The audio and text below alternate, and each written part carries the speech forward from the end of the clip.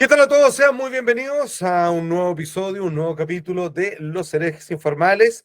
En esta oportunidad está cada uno en sus aposentos, en sus casas. Ya en algún momento, cuando empecemos a hacer los shows en vivo, porque no es que se me salió, pero sí, efectivamente, vamos a empezar a hacer shows en vivo. Entonces, queremos que ustedes ahí en los comentarios nos digan, oh, qué buena idea, pueden ir, me tincan, hablemos de esto. Vamos a poder estar con ustedes en vivo, en directo, interactuando, contestando preguntas, etcétera, etcétera, etcétera. Sergio, ¿cómo está, querido amigo? Muy bien, ¿cómo están? Qué bueno verlo, aunque sea a la distancia. Todo bien. Norberto, ¿cómo está, querido amigo? Muy bien, estimado amigo. Un placer, como siempre, juntarme con ustedes. Ok, bueno, si bien la contingencia, digamos, está todo pasando en el mundo entero, hoy día hemos querido, ¿cómo decirlo?, mover la brújula hacia un tema que es atemporal, literalmente atemporal, porque de hecho tiene que ver en cierta manera con la muerte, y es algo que hemos descubierto a lo largo de los años en este espacio que a ustedes les interesa mucho, y por lo tanto queremos hoy día debatir sobre los fantasmas, así como suena. De hecho, el título que le hemos puesto es ¿qué es un fantasma? O sea, vamos a ver por hecho de que existe un fenómeno visual sonoro y que nosotros vamos a tratar de dar alguna explicación de qué sería un espectro. Yo creo que el que más ha estudiado este tema ha sido Sergio. Y me gustaría, si desde ya, así patuamente, tú podrías darnos una definición de lo que tú has logrado entender de qué es un fantasma a esta altura. Ya, mira, para la definición no vine preparado a la tarea. Mira, existe un libro que es como lo más fundacional en este tipo de temas, que es el Vale. único libro reconocido por la Asociación Psiquiátrica y Psicológica Americana respecto a los fenómenos paranormales y Mira. lo que se conoce como experiencias aparicionales. De hecho, en el fondo, en psicología y en psiquiatría tú no hablas de fantasmas, hablas de experiencias aparicionales. Todavía estar por acá. O alucinatoria, a veces le vamos a dar distintos nombres. ¿Por qué? Porque el fantasma, y ahí Norbert nos puede ayudar con toda su profundidad filosófica, el fantasma asume una existencia física de ese objeto que nosotros estamos percibiendo. ¿Ya? Y, Ujú. lo, y los tipos ya en el 1800 y tanto fueron muy pillos y se dieron cuenta de que la comunidad científica no iba a estar muy de acuerdo con aceptar eso por una cuestión de como de lo filosófico que implica, de que hay una masa afuera de mí, como el ectoplasma, por decir así. Ok. Entonces, Claro.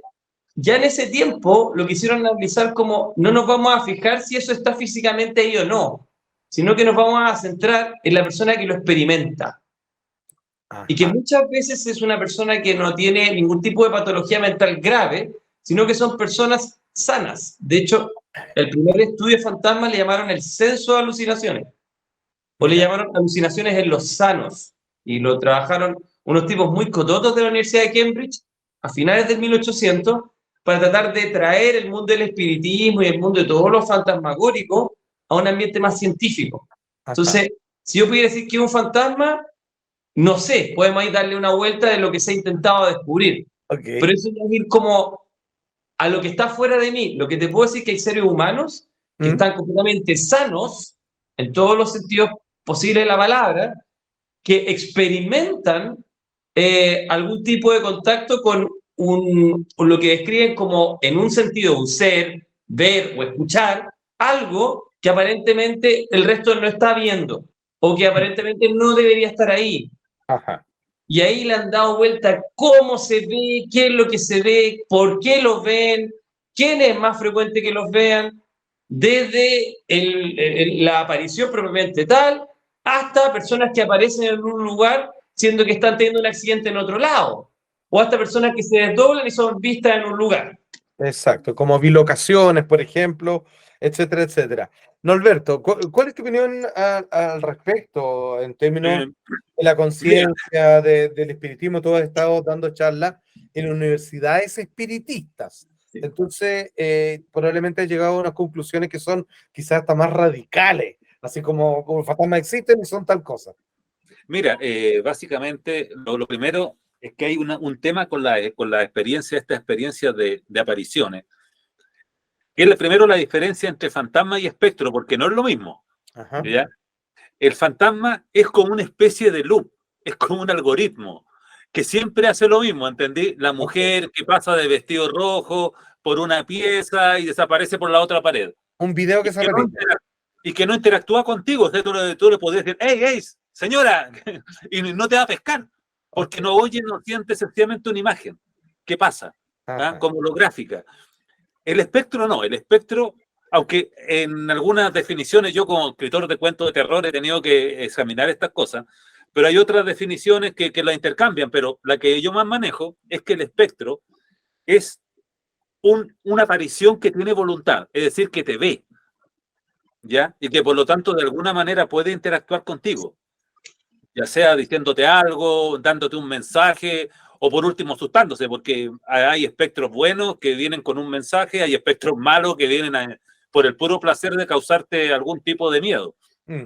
Y lo segundo es que están las apariciones individuales y están las colectivas. Y ahí donde se complica un poco el tema que recién exponía Sergio, porque ¿qué pasa cuando dos o más personas ven lo mismo?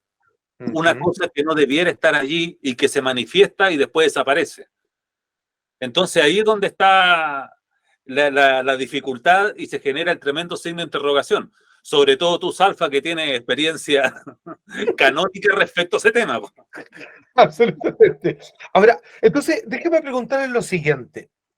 ¿Cómo podría calificarse cuando personas que tienen, como decía Sergio, facultades ecualizadas dentro de la normalidad, ha logrado generar tecnología, ¿cierto? Como Alan Kardec, en donde te invitan a la posibilidad sistemática de hacer contacto con lo que nosotros entendemos culturalmente como un fantasma, al punto de pedirle comunicación a través de ruidos que movilicen algún elemento sobre un abecedario lanzado en un trozo de madera conocido como Ouija, o incluso llegar más allá y, como lo mencionaba también Sergio, generar alguna posibilidad poltergeist, alguna interacción con la materia o incluso una manifestación ectoplasmática donde había manos que aparecían en mitad de la nada y bueno, hay otras cosas que definitivamente se probaron como falsas. Lo que pasa es que este tema es muy interesante porque todos nos vamos a morir y todos quieren saber, digamos, qué pasa con nosotros. Yo quedo atrapado en alguna parte, sigo viviendo igual en otro sueño, vuelvan a ser.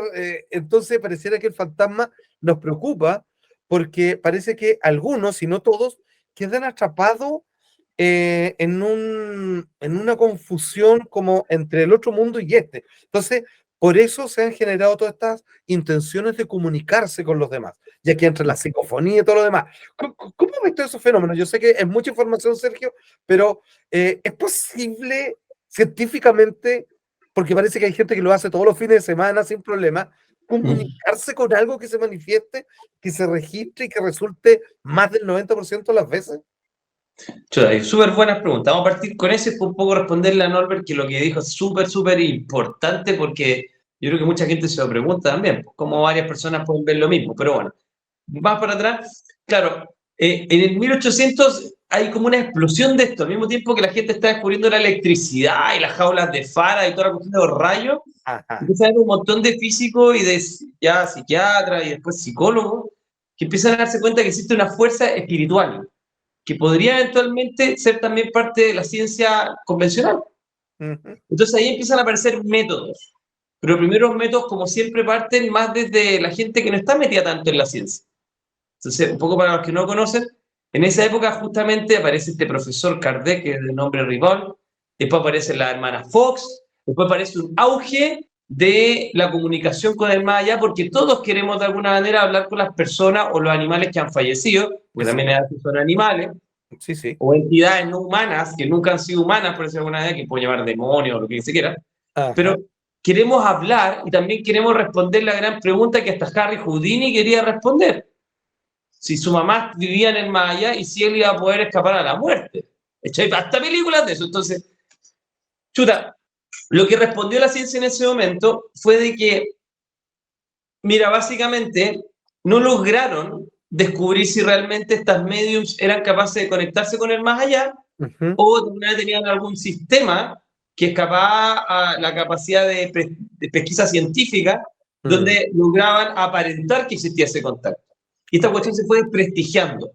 Y como llegando ya para el año 20, las universidades norteamericanas se asustaron con el tema y no es que no les interesara, que tenían miedo al desprestigio de una ciencia que estaba en surgimiento, como era la psicología, y prefirieron dejar las cuestiones votadas. Y se metieron un poquito en unos fenómenos que les podemos llamar telepatía y un par de cositas más, pero mucho más light. Y no quisieron meterse con los muertos, no porque no les interesara, porque uno, no sé, pues la gente cuando habla de la psicología, lo primero que le interesa, o de la mente, es decir, chuta, ¿se puede transmitir el pensamiento? ¿Existe la vida más allá de la muerte? Es como las preguntas básicas que tiene un ser humano. Ahora, respecto a tu otro tema, ¿existen métodos? Bueno, los métodos que partieron con Raudive, con estas psicofonías, con varios otros. Pucha, lo que pasa es de que, en muy resumen, los métodos dependen de la interpretación. El psicomantum, que es el teatro de los espectros, que de hecho un amigo que algún día puedo invitar, a Alejandro Parra, trabajaba en Buenos Aires y muchos otros científicos afuera.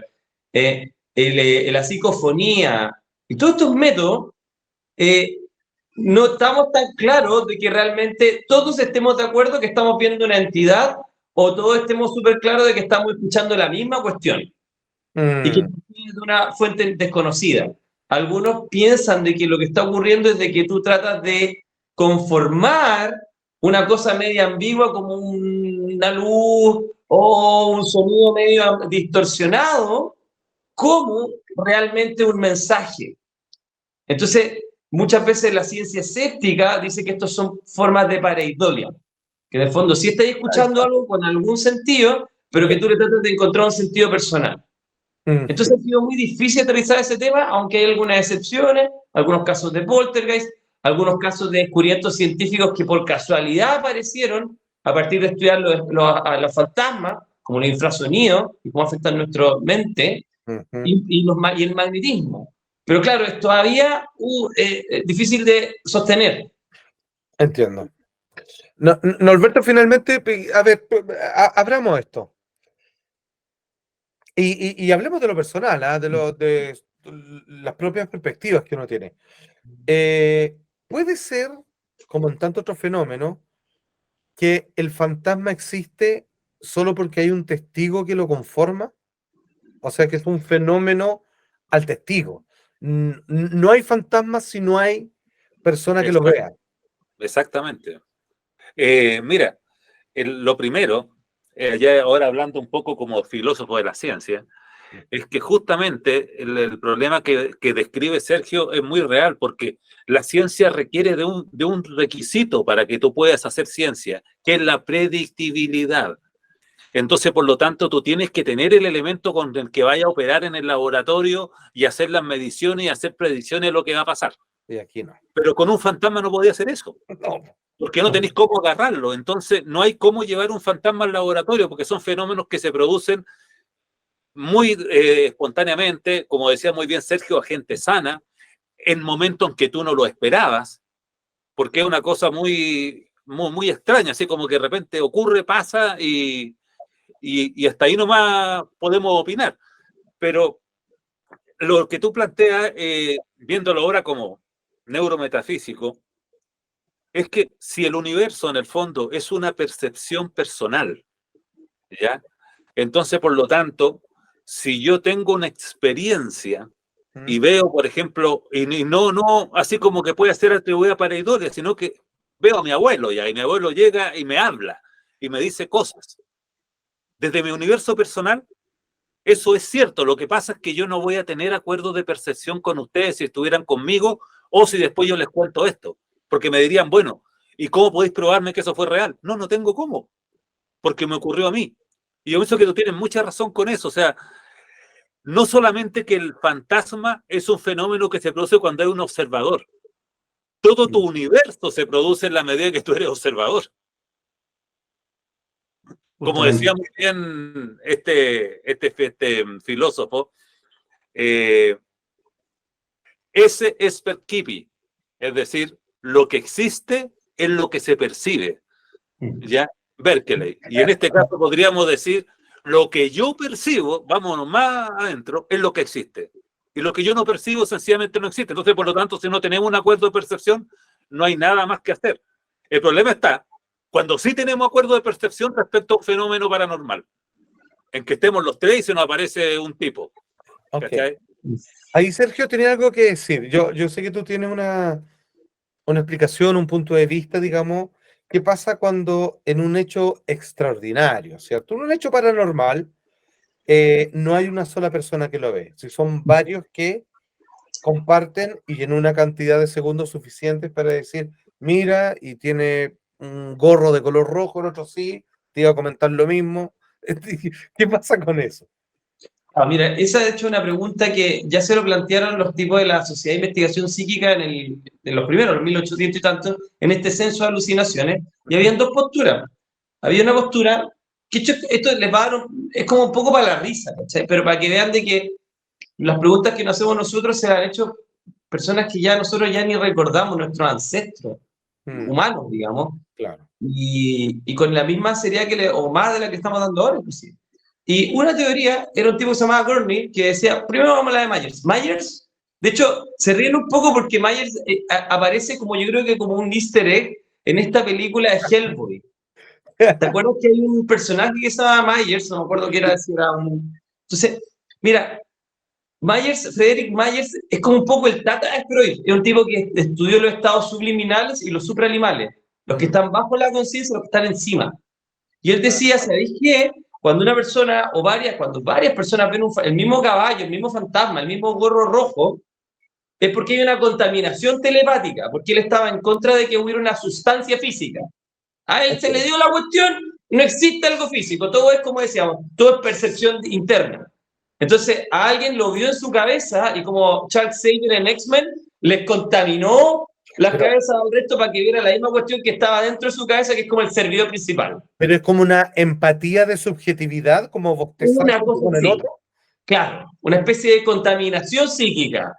Entonces, yo vi algo, lo conformé y como que todos vieron la misma cuestión de mi pensamiento, que obviamente suena, siendo un tipo súper brillante, bastante esquizofrénica la cuestión. Y la otra teoría era de Gurney, que era también del mismo grupo de la Sociedad de Investigación Psíquica. Y ojo, esto que ahí hicieron un censo, que es un censo monumental para la época, como 20.000 casos de gente que entrevistaron con encuestas. Es como hacer una encuesta CEP de ahora, ¿cachai? Pero de fantasma. Una cuestión así, y con una universidad detrás, no, increíble. Nunca más se hizo algo así, o en ese peso. Bueno, y Gurney decía, no, pues hay una cuestión física. ¿Ya? Y ellos están percibiendo algo, lo que pasa es que después la percepción de cada uno de ellos como que lo matiza. Entonces, había uno de ellos que era totalmente simpatizante de la idea de que existía como una especie de éter, un ectoplasma, una cuestión tangible. Una sustancia. Una sustancia, como nos plantearía el Nobel y Zalfa. Y los otros que era pura percepción que requiere un percipiente. Ajá. Y esa cuestión no hubo acuerdo. Y eran dos teorías completamente dispares.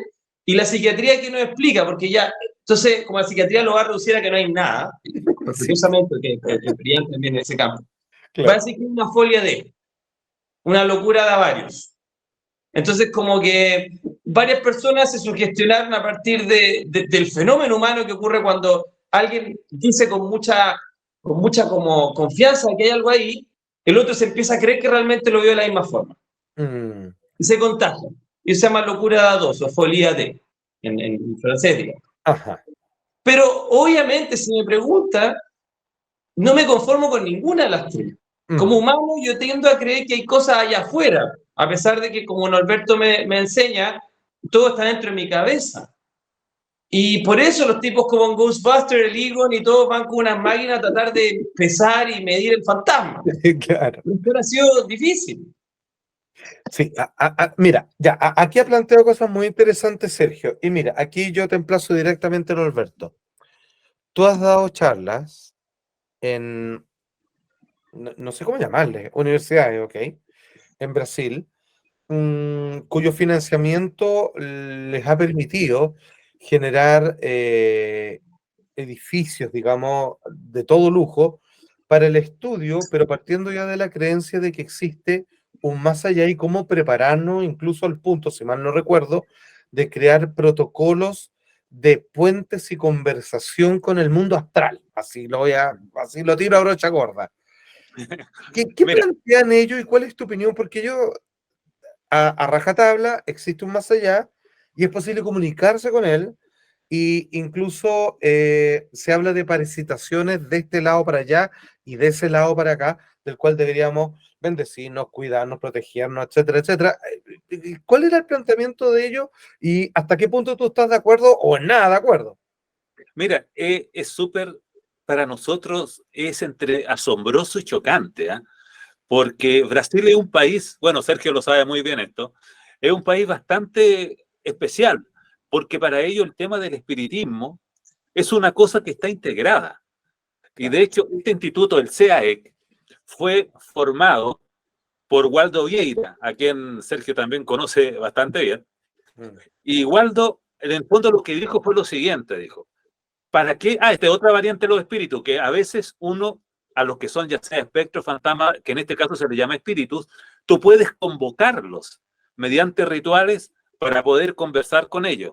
Pero lo que Waldo Vieira, que fue un gran espiritista y que también contribuyó a denunciar a Chico Javier, ¿no es cierto?, que fue otro gran medium, pero que parece que al final andaba haciendo truco, era que decía que no se podía confiar en lo que estos espíritus decían, porque eran medio mentirosones. Y eran mentirosos porque no siempre viene la persona a la cual tú estás convocando. Esto tiene como niveles en el otro mundo, ¿ya? Entonces los que están más abajo son como los más buenos para el hueveo, ¿entendés? O sea, los más chacoteros, los más pecadores. Entonces esos se contactan y engañan supuestamente a la gente. Entonces lo que planteaba Waldo Viera era, ¿por qué mejor nosotros nos vamos allá? Y nos enteramos de primera fuente. Y ahí diseñó todas unas técnicas de viaje astral, y en la ciudad Foz de Iguazú tienen una universidad para el viaje astral, que es lo que ellos le llaman el desarrollo de la conciencia. Bajo ese parámetro lo hacen y tienen un auditorio, una sala, es una cuestión a todo trapo. Entonces cuando tú estás ahí, estás viendo cientos de personas con esa tremenda infraestructura que incluso hasta tienen unas calles que rodean esta universidad que ellos mismos fueron capaces hasta de ponerle nombre. A ese nivel de influencia tienen en la comunidad. Entonces tú te haces la pregunta, bueno, estos tipos, yo sé que esto puede ser una falacia ad populum, como quieran, pero se lo toman muy en serio. Entonces, en el fondo, se supone que toda persona que va para allá puede hacer procesos para poder hacer esos viajes astrales. Y por mi propia experiencia parece que sí es cierto.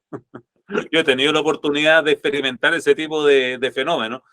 Entonces, por lo menos sí podríamos decir, pero es que uno es una experiencia replicable a menos que cada uno de ustedes lo haga, que sí parece que hay algo en el otro lado y que parece que sí es posible que los seres humanos podamos contactarnos con eso.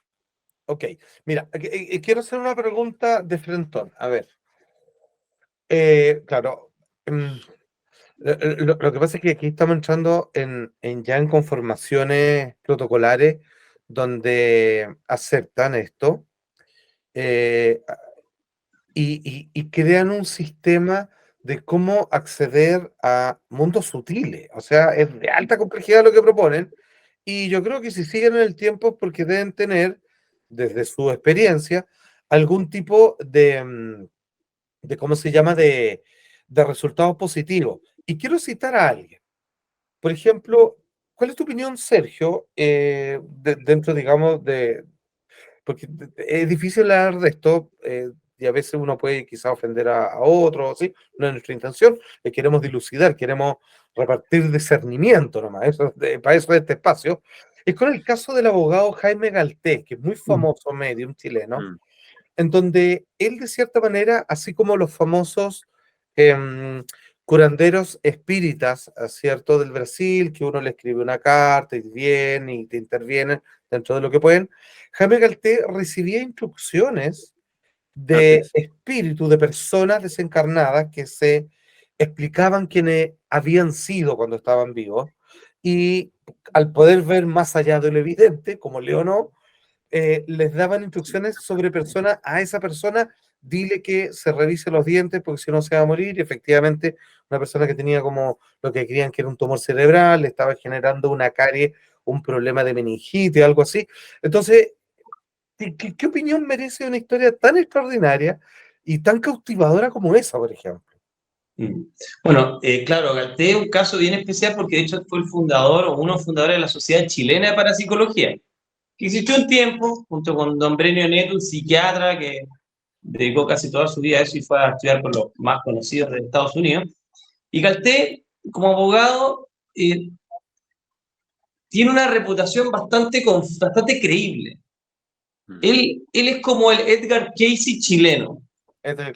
con los respetos que nos pueda dar, porque ahí habían algunas dudas con Casey, pero Galté no tuvo esos problemas, porque a veces diagnosticaba, a veces predecía. De hecho, claro, él predijo su propia muerte, y eso quedó después descrito en las actas por sus familiares. Entonces, ¿qué nos pasa ahí con el caso de Galté? En el caso de Galté, lo que nosotros tratamos de pensar es que es un fenómeno más de mediumnidad, que es otro fenómeno que estudia más la psicología anomalística. Acuérdense que la psicología anomalística es una manera elegante de decir parapsicología. ¿Por qué? Porque Claro. ese término quedó como considerado en otros ámbitos también no científicos, no académicos.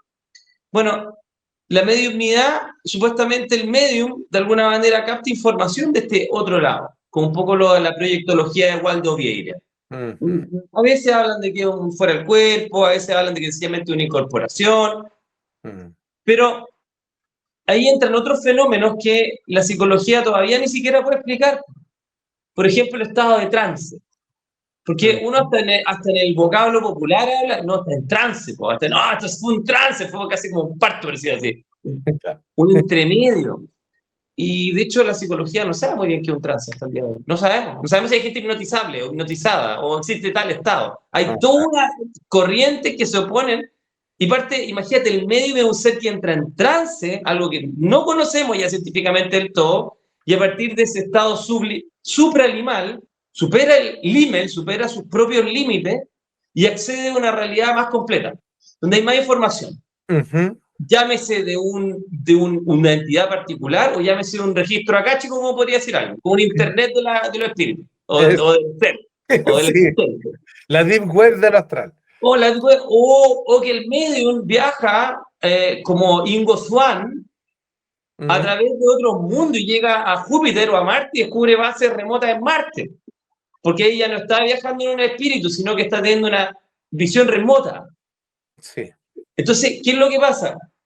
La percepción, la experiencia humana es tan rica que cuesta ponerla en nuestros márgenes. Él fue al infierno, él fue a Marte, él se contactó con un espíritu particular del más allá, o vino, porque la descripción subjetiva de las cosas comprende elementos que no los podemos separar tan taxativamente. De hecho, entre la misma psicología anomalística también existen los despertares falsos, los sueños lúcidos, la experiencia fuera del cuerpo, y también los fantasmas. Claro. Entonces me dice, ¿cómo hasta de cierta manera los encuentros con UFOs podríamos describirlo en algún modo ahí? Los duendes también. Mira, una cosa importante, por ejemplo, Galtés tiene un caso documentado que es extraordinario. Galtés era abogado de la Contraloría, o sea, aparte de abogado, porque ser abogado, lo digo profesionalmente, no es sinónimo de ser serio, ¿ya? Pero aparte era un abogado de la Contraloría, o sea, un tipo súper serio. Y en una oportunidad él decía que él, creo que era un doctor alemán el que le hablaba. Exacto.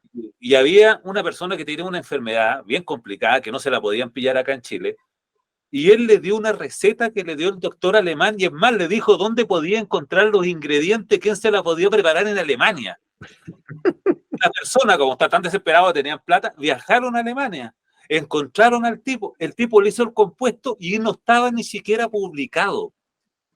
O sea, no podrían haber dicho que él que Galtés, leyendo por ahí, leía en alemán, ¿no? Cachó esta cuestión e inventó todo este cuento. El tipo estaba impresionado de cómo le habían pedido esa receta, si ese producto todavía no estaba, había salido a la luz pública. Pero se lo hizo y el tipo se mejoró. Entonces, que es como uno de los casos más extraordinarios de Jaime Galtés. Ahora, ok. Mira, estamos hablando del tema fantasmagórico y es imposible no pasearse por temas de mediunidad, ¿cierto? De leerle la mente a otro, etcétera, etcétera. ¿Qué pasa con la idea, siguiendo en el tema fantasmagórico o espectral, con esta propuesta de que tiene que ver, que esto es bien interesante, me voy a meter en otra área, pero mete un fantasma, que tiene que ver con la experiencia cercana a la muerte, Ya. en donde la mayoría de las experiencias que hablan de un túnel, todo lo demás, por lo general incluye a un pariente fallecido que te acompaña, te explica o te regresa y te dice, estamos todos bien, acá a los 33 te esperamos, digamos, cuando te mueras, pero todavía no te toca. Eh, eso es una fabricación, eh, o sea, porque yo sé, Sergio, que hubo un estudio hace no más de 2 años donde se reprodujo esto universitariamente y de la forma más seria, el estudio de experiencias cercanas a la muerte de alguien que se desdobla y si podían interactuar con un pariente fallecido, digamos. O sea, hasta ese punto. ¿Cuáles fueron las conclusiones? Porque esto se hizo bien en serio, me acuerdo, hace un par de años, creo. Sí, mira, la experiencia cercana a la muerte, ahí hay todo un tema médico súper relevante. Hay un tipo que se llama Michael Sabon, que fue como el que más está estudiando ahora, o hace unos añitos, que estudia pacientes con arresto cardíaco en Europa. En un lado en Inglaterra, en otro en Austria, Bélgica también, o Países Bajos. Entonces, ¿qué es lo que pasa? Tienen a los tipos ahí, se mueren porque están ya malitos del corazón, o los reviven, y bueno, claro, por definición no se murieron, estuvieron a punto de morirse. Claro. Y les describen toda la experiencia clásica del fuera de la experiencia cercana a la muerte, de la vida, todo lo que todos sabemos, lo podemos después describir en detalle. Pero además de eso, ponen unos objetos que están muy arriba en el cielo, en el techo de estas salas comunes, Ajá. y quieren ver si alguna de estas personas son capaces de observar cuando ellos salen de este cuerpo en este tránsito hacia la luz, comillas, si pueden describir correctamente esas figuras que están puestas, localizadas en lugares donde ningún paciente podría encaramarse. Y eso se llama, ese proyecto se llamó Aware, como consciente. Hay dos versiones de él. Y bueno, encontraron que algunos pacientes describieron correctamente los símbolos que estaban puestos en esas habitaciones comunes de pacientes cardíacos. Okay. Entonces, Michael Sabon quiere tratar de transformar esto en un área como de estudio, decir, mira, aquí realmente tenemos un fenómeno que la gente ve algo objetivo que nos habla que de alguna manera existe como una experiencia extracerebral, en el sentido de que extracerebral, de que está fuera de sus 5 sentidos, pues no podría proyectarse arriba porque no hay un sentido que nos permita eso, ni la deducción. Claro. Ahora, en términos médicos más formales, la experiencia cercana a la muerte tiene otra identificación que solo la menciono acá. La manera de determinar la muerte es el paro cardíaco y el electroencefalograma plano, entre otras medidas clínicas. Hay pacientes que tienen electroencefalograma plano y aún así están experimentando algo. Como Evan Alexander, por ejemplo. Claro. Entonces, eso también tiene mucho impacto en cómo vamos a hacer legislación para la donación de órganos. Porque, ¿qué pasa si una persona está clínicamente muerta y de alguna manera experimenta sufrimiento mientras se han extraído sus órganos? Porque tenemos alguna evidencia que en algunos casos, aunque sean raros, hay personas que son capaces de estar de alguna manera conscientes a pesar de que su corazón esté detenido y a pesar de que su electro muestre no tener actividad electroencefalográfica discernible. Entonces, esto abre, la parapsicología tiene esa gracia muy bonita porque abre ciertas áreas que son médicamente muy relevantes. De hecho, el mismo electroencefalograma que yo menciono fue inventado por Hans Berger con el propósito de detectar ondas telepáticas. Él creía en la telepatía y trató de encontrar una máquina para medir la telepatía. Y lo que descubrió finalmente fue una máquina que utilizamos hasta el día de hoy para entender cómo funciona nuestro cerebro y diagnosticar. Entonces, si bien no hemos podido todavía encontrar al fantasma como en Ghostbusters y tenerlo encerrado no sé, como en una caja eléctrica, la parapsicología ha sido semilla, por último, para el entendimiento de muchas cosas relevantes para la ciencia hoy en día, que muchas veces las personas olvidan que partieron de eso. Hasta la radio. Piensa que Marconi y Tesla lo que buscaban era comunicarse con los extraterrestres o con seres de fuera de la Tierra y con los fantasmas. Edison también quería tener máquinas para hablar con los fantasmas. Sí, pues. Y desarrollamos tecnología. Sí, eso no te lo pasan en el colegio, pero es cierto lo que está diciendo Sergio. Las motivaciones de estos grandes inventores tenían una curiosidad tremenda por el más allá. Norberto, esto que siempre se habla, ¿no? De la particularidad de los ladrillos básicos de la realidad, de cómo son ondas que se transforman en partículas cuando hay un testigo, es casi como los sueños, o sea, en realidad la realidad está hecha de sueños que se aglutinan y terminan casi generando, digamos, una conformación sólida que nosotros llamamos el cotidiano, lo real. Ok, algo así. ¿Qué tal si un fantasma, como decía Sergio, no se puede meter en una caja porque es una onda que por un momento es una partícula y Así es. luego vuelve a ser algo etéreo? Mira, de todas formas, antes de eso, mira, quería hacerle una observación a lo que dijo Sergio, que algo que yo he meditado. Si tú piensas que la percepción, el fenómeno de percibir, es sencillamente algo que es interno y que el mundo exterior realmente está dentro tuyo, es necesario que tú siempre estés, no sé cómo lo dicen ustedes en la televisión, como en close-up, viendo el mundo como la película Las Brujas de Blair, esta en que uno en el fondo se siente el mismo protagonista porque va viendo en primera persona. Sí, es subjetiva. Es necesario que sea así porque si eso parece que se puede cambiar bajo cierto estado y tú salir, es decir, el observador que normalmente está ubicado a partir de esta posición y hacia adelante, se mueve. Y por eso estos tipos que están en esos estados, ¿no es cierto?, que están a punto de morir, los que tienen esos problemas cardíacos, el que escribía Sergio, podrían moverse y ver desde arriba, seguir observando, pero desde otra perspectiva. ¿Me entiendes? Es decir, como cambiar de primera a tercera persona. Como yo he sabido de personas que, muy cercanas, que experimentan un fenómeno bien raro, que de repente van caminando, ¡bum!, y se ven por atrás, y ven su propia espalda avanzando hacia adelante. O sea, siguen viendo el mundo, pero se desencajaron. En Es tercera decir, persona, digamos. claro, el punto donde sale toda la percepción, que nosotros estamos acostumbrados que todo lo que me rodea, en el fondo, yo hacia donde mire, eso del mundo, ¡pum!, se sale y pueden verlo desde atrás, pueden verlo desde arriba, y que sería la experiencia de estas personas que están cercanas a la muerte. Entonces, ¿cuál era la otra pregunta que me estaba haciendo Salfa? De que si pueden producirse esto. Como algo físico por un momento, digamos, ser algo concreto. Yo creo que es perfectamente posible.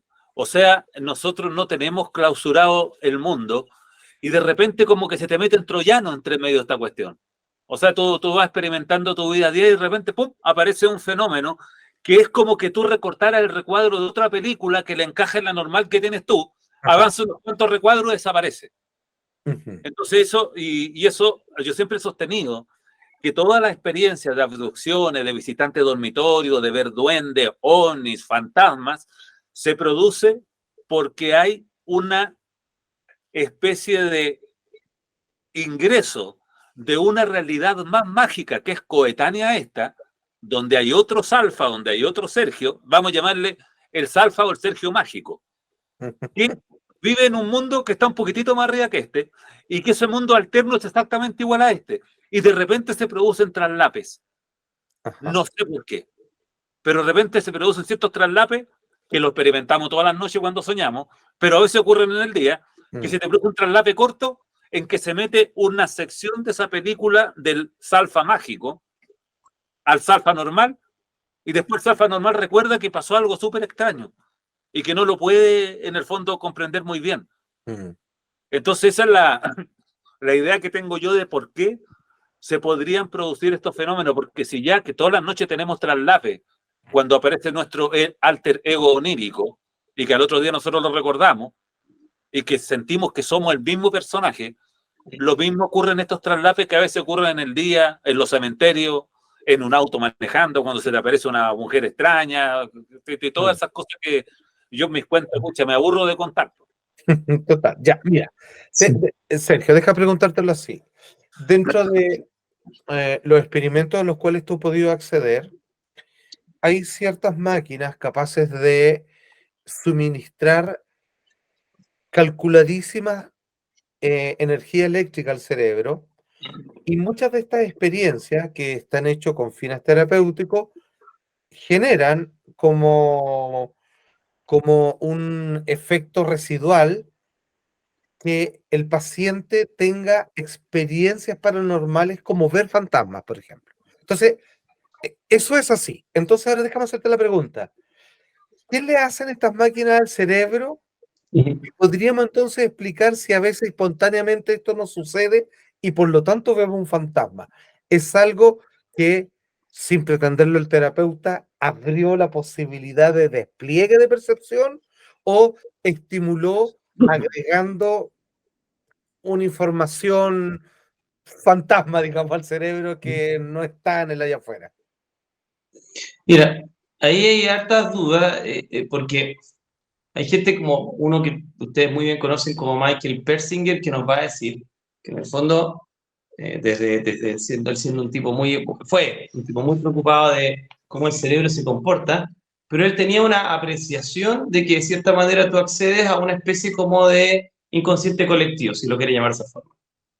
Que en el fondo tú modificas el cerebro para agregar información que está allá afuera realmente y que siempre ha estado, porque de alguna manera los pensamientos para él tienen alguna sustancia. La sustancia que él planteaba que tenían era de que genera una actividad eléctrica y que esa actividad eléctrica llega a algún lugar. Él planteaba que en 7 segundos, aproximadamente, según sus cálculos, llegaba a la magnetósfera. Y en el fondo, el carrier o el servidor general que mantenía cada pensamiento que ha tenido cada ser humano y cada cosa en este mundo, estaban sostenidos por este campo magnético terrestre que tenía la capacidad de soportar esa actividad electromagnética, solamente que estaba plegada. Todas estas pequeñas trazas. Entonces tú no sabías a qué accedías cuando tú estabas en un estado modificado de conciencia. En cambio hay otros que van a plantear de que sencillamente son una majamama, por decirlo de una manera poco técnica, de reacciones químicas que te van a dar la percepción de que realmente te estás acordando o viendo algo que realmente no está ahí.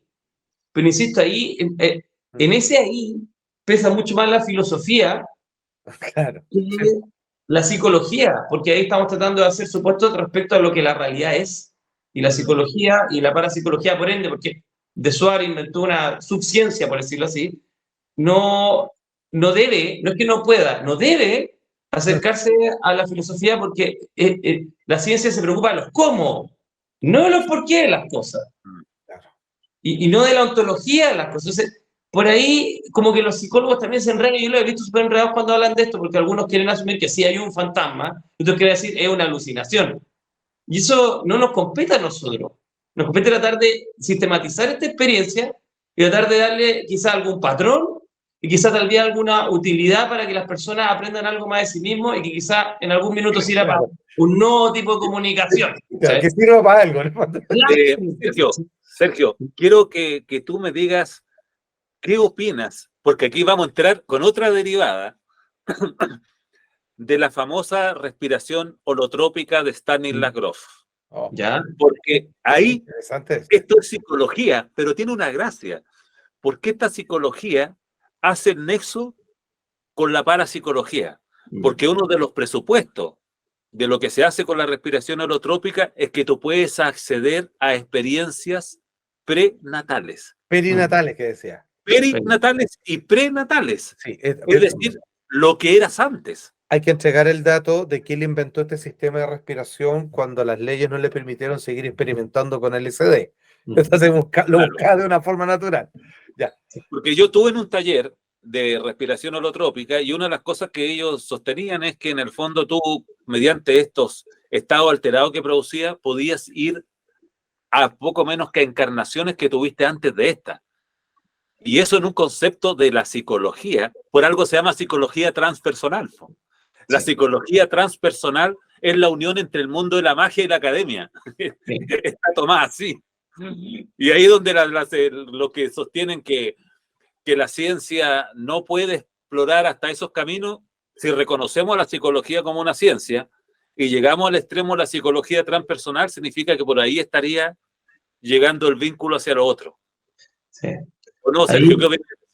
Es que es lo que pasa lo mismo con Jung y con Grof. La psicología transpersonal es una psicología que abraza la espiritualidad y que abraza mucho del pensamiento más de Oriente, en algunos casos. Y otra filosofía, acuérdate, Wilber también habla de filosofías perennes, le pone ese nombre. Entonces lo encuentro, en un sentido, disculpen los que no son de Chile, es bacán en muchos sentidos, muy linda.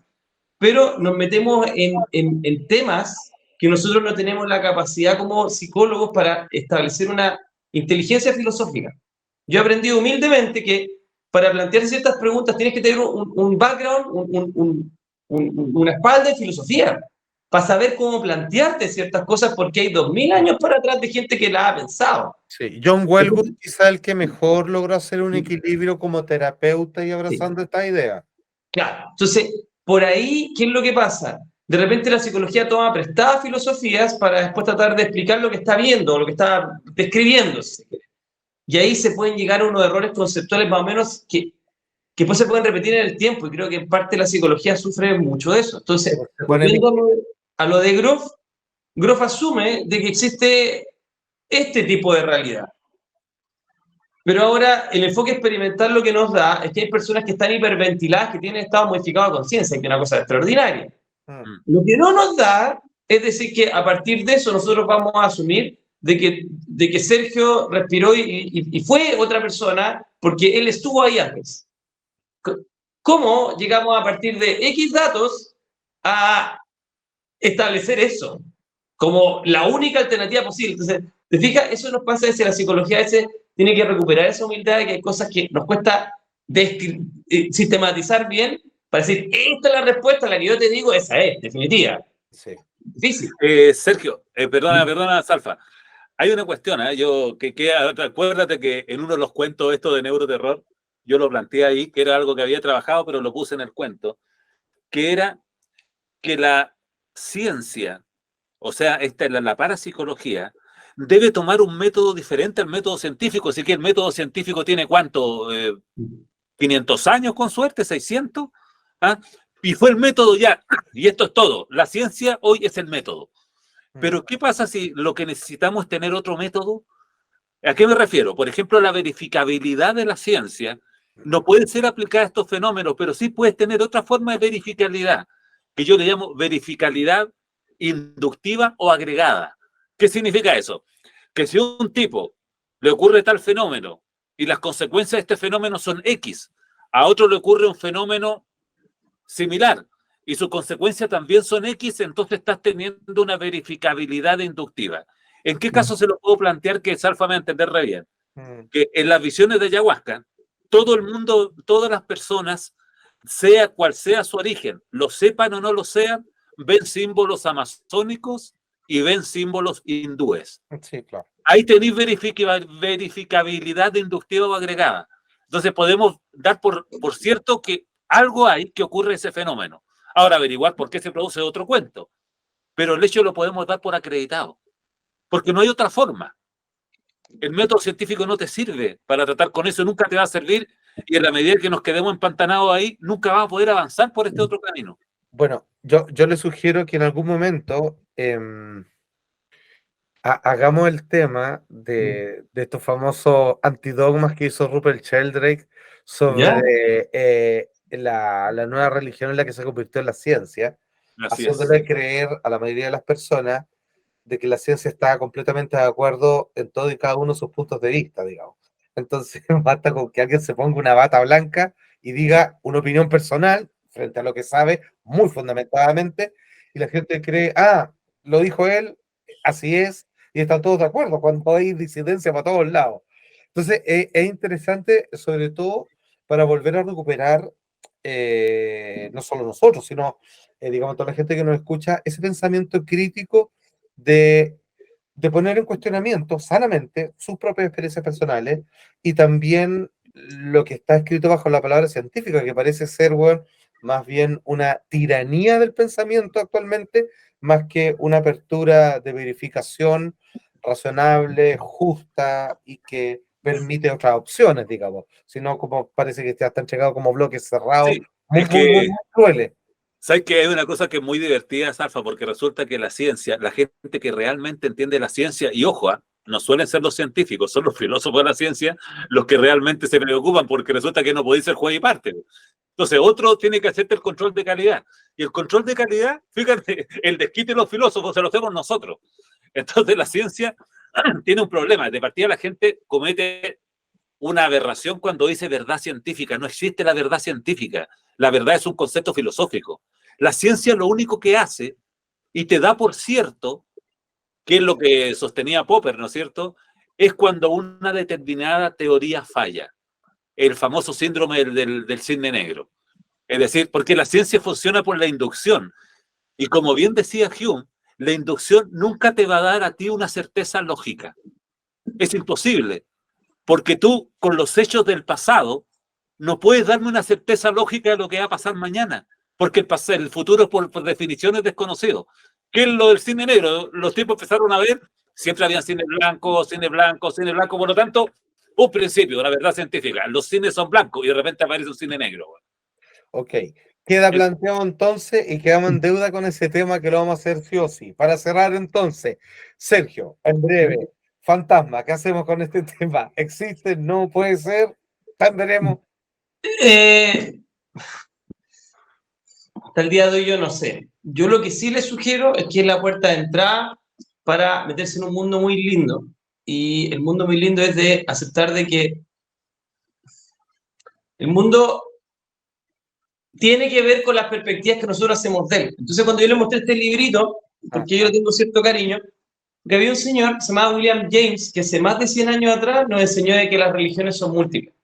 Le llamó variedades de experiencias religiosas, el padre de la psicología americana. Ajá. Y en honor a eso, estas personas escribieron este libro que se llamaba Variedad de las experiencias anómalas. Por decir de que tantas percepciones hay como experiencias paranormales hay. Maravilloso. Y que estas experiencias paranormales las tenemos que descubrir y entender porque son legítimos estudios científicos entender lo que las personas experimentan, independiente que hagamos un juicio de valor que a nosotros nos parezca alucinatorio o real o cualquier cosa entre medio. Y que nos tiene que interesar porque nos habla de cómo se comporta, por lo menos cómo se comporta la psique humana, cómo somos los seres humanos, cómo pensamos, cómo Maravilloso. nos acercamos a algo que le llamamos Dios, etc. Entonces, es un campo bien interesante. Me Perdón, encantó, perdón, qué Salva, lindo. tengo que Le paso la palabra para cerrar, Norberto. no, es que tengo que ¿Cuál es tu volver a tema escribir. respecto a los fantasmas, Norberto? Es que esto no se nos puede ir. Esto no se nos puede ir. Sergio, tú cuando eras mi maestro en parapsicología, Sí. utilizabas una serie de aparatos. ¿Te acordáis? Usáis aparatos, unos medidores de temperatura, unas cosas raras.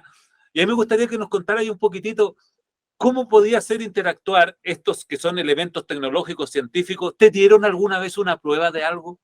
No. No. Me O sea, no dieron, sé. me dieron indicios, pero no pruebas. Entonces, por Ya. eso hay que saber tanto lo que tú conoces, Norbert, lo que conoce Alfa, que hay que tener no solamente un medidor, hay que entender lo que estás midiendo. Entonces, con el tiempo tú vas descubriendo que tienes que tener también un peso teórico y conceptual, filosófico, de cómo entender la realidad antes de llegarte y ir como Ghostbuster en una casa a medir algo. Porque si no, sencillamente está dando, como dicen acá en Chile, está dando la cacha nomás. Y eso es lo que hace, no le aterroriza a gente que hace eso. Ya, ahora sí, ahora sí. Bueno, para terminar, lo que yo puedo decir es que este tema, como todos los temas que tienen que ver con la otra vida, el viaje astral, los ovnis, es un misterio que a mi juicio tiene que tener una metodología. Como yo les decía, la ciencia lamentablemente se ha vuelto esclava de un método. Por lo tanto, lo que hay que hacer es pensar fuera de la caja, como dice Sergio, y empezar a diseñar un método que nos dé los mismos grados de aproximación de certeza, porque la ciencia tampoco es certera. Se equivoca también, de repente las teorías se desechan, aparecen nuevas, aunque ellos dicen, no, las vamos mejorando, no, mentira, las cuestiones son derogadas y aparecen otras. Entonces, por lo tanto, que nos dé el mismo grado de aproximación a la certeza para poder decir, sí, mira, hay ciertos fenómenos que son de esta naturaleza y ojalá que si encontramos el método correcto, podamos un día llegar a predecir, que a mi juicio sería subir a un nivel superior de la evolución del conocimiento humano. Eso es lo que puedo decir. Yo solamente, de una manera muy humana, superficial, creo que en mis años de vida, creo haber visto, así innegablemente, 3 apariciones fantasmales muy claras en mi vida, en 3 situaciones muy distintas. Y al principio, obviamente, te fascina, te sorprende, te obsesiona. ¿Y cuál es mi parada hoy día con respecto a esas 3 experiencias del pasado? Es que las acepto como son, como una rareza. No recuerdo haber estado yo en un estado, en una búsqueda o en alguna sensación particular que haya abierto cada vez a esta experiencia tan rara. Pero hoy por hoy, a mí lo que me fascina, como hablamos con Sergio, es preguntarme para qué me sirve esto. Si me movió la brújula por un lado. Por el momento solo puedo decir que alimentó cuantiosamente mi curiosidad por entender cómo funciona una persona, cómo funciono yo particularmente, y si es que eso tiene que ver con algún estado futuro de tu propia experiencia en esta existencia. Así que solo queda una pregunta, nada más, y una anécdota, digamos, extraña para compartir por el momento. No hay mucha respuesta, la verdad. Querido amigo, simplemente darle las gracias una vez más. Feliz de estar con nosotros. La próxima vez nos vemos en vivo e indirecto, compartiendo relacionalmente como esto debe ser. Muchas gracias a todos los que nos acompañaron el día de hoy y nos vemos la próxima semana. Roberto, Sergio, Nos abrazo. vemos. Un Que esté muy gusto. bien. Que estén bien. Chao, chao. Chao.